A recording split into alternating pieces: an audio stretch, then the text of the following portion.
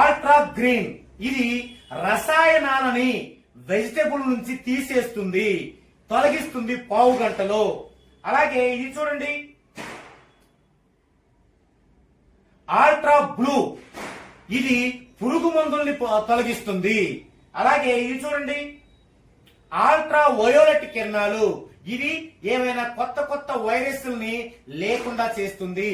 అంటే వీటిల్లో గనక మనం వెజిటబుల్స్ ని ఉంచేసి పావు గంట తర్వాత మనం తీసి గనక కుక్ చేసుకున్నట్లయితే మనం తినే ఫుడ్ లో అవేమీ లేకుండా, పురుగు మందులు లేకుండా, రసాయనాలు లేకుండా, ఎలాంటి వైరస్లు లేకుండా పోతుంది.